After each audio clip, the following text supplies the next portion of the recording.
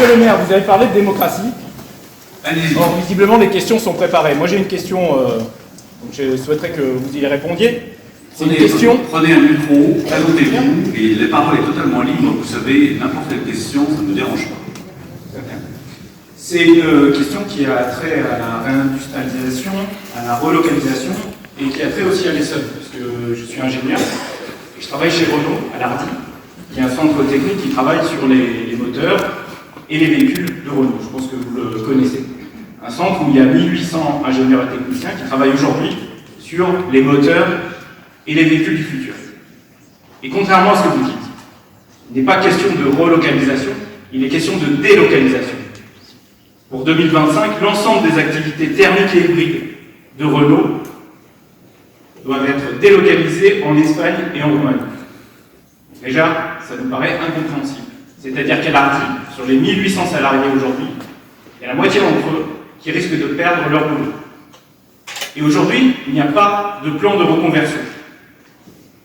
On a des compétences importantes, on a un historique, le site a 60 ans, et il n'y a aujourd'hui rien qui est prévu pour que ces salariés-là puissent travailler sur l'électrique.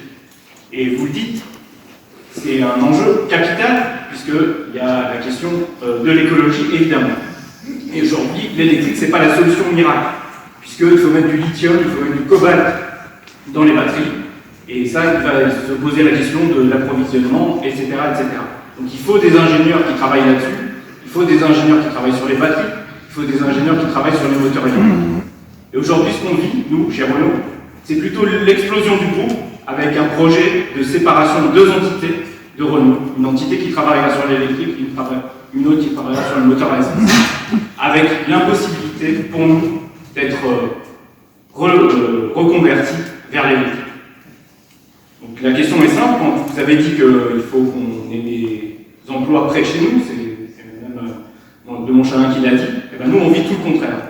On a la moitié des gens, des ingénieurs diplômés, qui risquent de perdre leur boulot, et certains, déjà plusieurs centaines en réalité, de salariés sous-traitants qui l'ont déjà perdu. Donc vous avez été au pouvoir pendant 5 ans maintenant, qu'est-ce que vous comptez faire là-dessus? Et on ne veut pas que des paroles et des promesses, on veut des réponses très concrètes.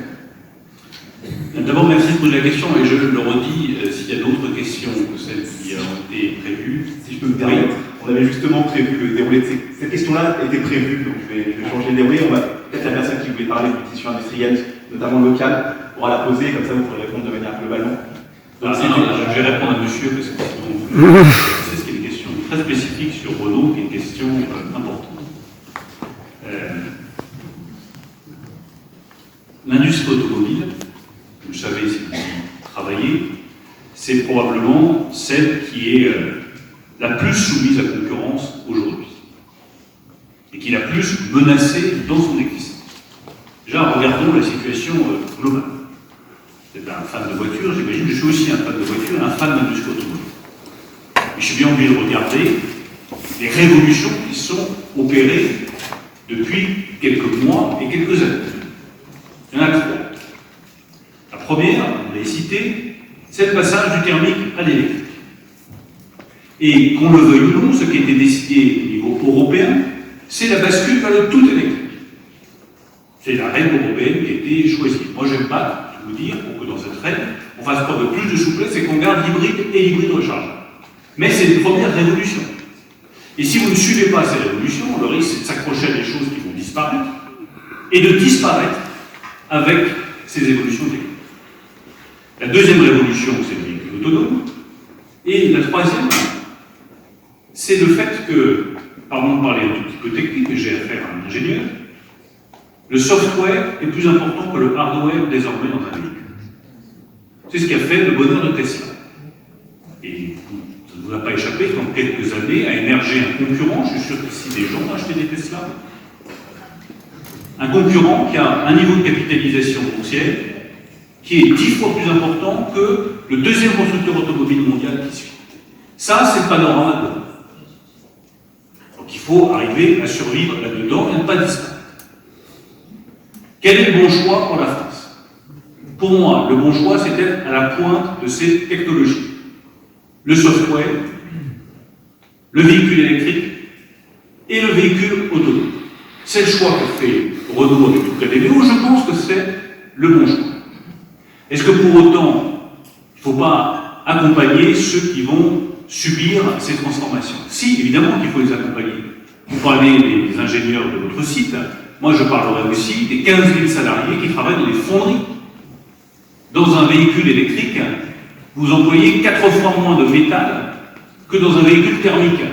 Ben, par contre, de faire un calcul très simple, ça fait 4 fois moins de salariés, 4 fois moins d'ouvriers dans les fonderies, donc une réduction drastique du nombre d'emplois. Il faut accompagner tous les ouvriers qui travaillent dans les fonderies pour se reconvertir vers l'aéronautique, si c'est possible sur certains sites, ou pour qu'ils puissent passer à autre chose.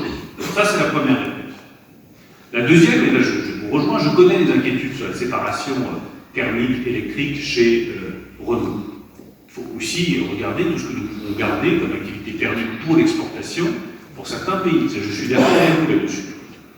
Parce que d'autres pays, je pense au continent africain par exemple, vont continuer à employer des véhicules thermiques. Donc il n'y a pas de raison de délocaliser toutes ces activités. Mais l'avenir de l'industrie automobile française sera dans la production de véhicules électriques, hybrides rechargeables, dans la recherche, comme vous le dites, sur des batteries électriques qui soient plus performantes, pas simplement du ion lithium liquide, mais aussi du solide, avec demain des batteries, vous le savez comme moi, qui n'utiliseront plus de cobalt, qui utiliseront un lithium différent. Et pour ça, on a besoin d'ingénieurs de pointe qui travaillent là-dessus.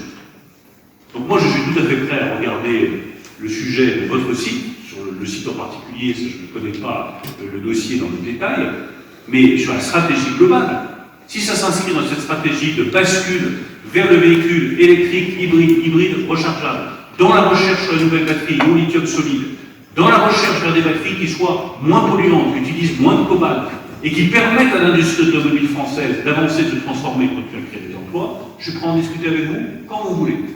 Mais il faut aussi assumer, et avoir le courage d'assumer, que sur certaines fonderies, il vaut mieux accompagner les salariés que de vouloir à tout prix sauver les sites industriels qui n'ont pas d'avenir.